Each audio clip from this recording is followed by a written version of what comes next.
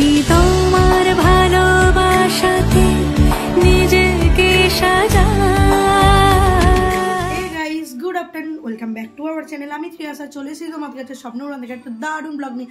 আশা করি ব্লগটি তোমাদের খুব ভালো লাগবে। আজকে হলো 2রা ফেব্রুয়ারি 2025। আজকে আমরা যাচ্ছি হচ্ছে এখানে এখনও সরস্বতী পুজো আজকে আমাদের পাড়া হচ্ছে না, তো আমরা দেবো হচ্ছে 3 তারিখ। তো রেডি হয়ে সেই জন্য বেরিয়ে পড়েছি একটু ঘুরতে। তো চলো সেই মুহূর্তটা তোমাদের সাথে শেয়ার করি, আর কোথায় কোথায় কী কী করবো সবটা তোমাদের দেখাবো। আমি পুপু আর আমার বন্ধু যাচ্ছে, তোমরা অনেকবার তাকে দেখেছো, তো বেশি কথা বলবো না, চলো রেডি হয়ে বেরোই। তারপরে এই যে একদম রেডি হয়ে বেরিয়ে গেছে, এই যে পুপুকে ডাকছে, পুপুকে ডেকে একবার দেখালাম, ও তো যথারীতি ফোন ঘাটছে।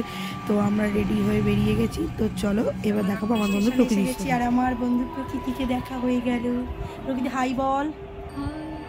প্রকৃতি ভাবছে এখনো। আর এখানে আমরা দাঁড়িয়ে আছি 3 জনে। এই যে ট্রেন গন্তব্যের পথে ছুটছে, এবার এই যে দেখিয়ে দিলাম। আর এবার টোটোয় উঠে গেছি, আমার পাশে প্রকৃতি আর পুপু ওদিকে বসে বসে চিন্তা করছে কখন নামবে। তো চলো এবার এসে গেছি হচ্ছে বেলুড় মঠ। তো অনেক দিন পর এলাম। প্রথমে ঢোকার আগেই পুপু আবদার ছিল খিদে পেয়েছে, কিছু খাওয়াতে হবে, যেহেতু পুজোর আগের দিন, আমাদের ওদিন পুজো হয়নি, নিরামিষই খেতে হবে। তো সেই জন্য নিরামিষ পাপড়ি চাট খাওয়া হলো। ধরো বেশি কথা না বলে একটা জলের বোতল কিনে সামান্য একটুখানি দাঁড়িয়ে তারপরে বেলুড় মঠের উদ্দেশ্যে রওনা দিলাম, ভিতরে ঢুকে গেলাম। আর এখানে সুন্দর পরিবেশ আর চারিদিকে এই রকম ঐতিহ্য দেখতে দেখতে মনটা খুব সুন্দরভাবে খুশি হয়ে গেল। সিস্টার নিবেদিতা।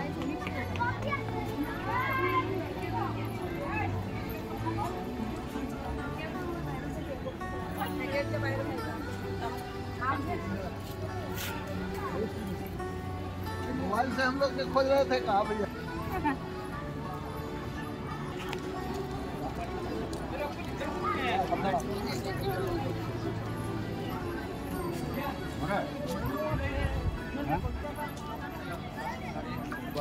এখানে সমস্ত রকম দাঁড়িয়ে ছবি তোলা, ঘোরা, সব কিছু দেখে কমপ্লিট হয়ে গেল। তো আমার এনার্জি একদমই হাই ছিল, ওদের দুজনকার কারোর এনার্জি হাই ছিল না। তো ওরা খালি বলছিল একটু বসবে। তো গঙ্গার পাড়ে এসে সবাই মিলে এখানে 3 জনে বসলাম।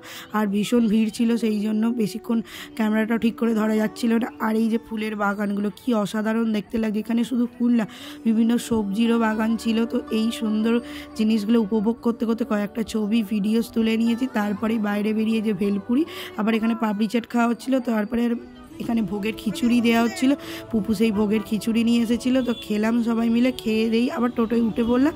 এবার একেবারে চলো বাড়ির পথে রওনা দিলাম। কী জানি কখন যে সময়টা কেটে গেল একেবারে বোঝাই গেল না, সুন্দর দিন আজকে শেষ হয়ে গেল।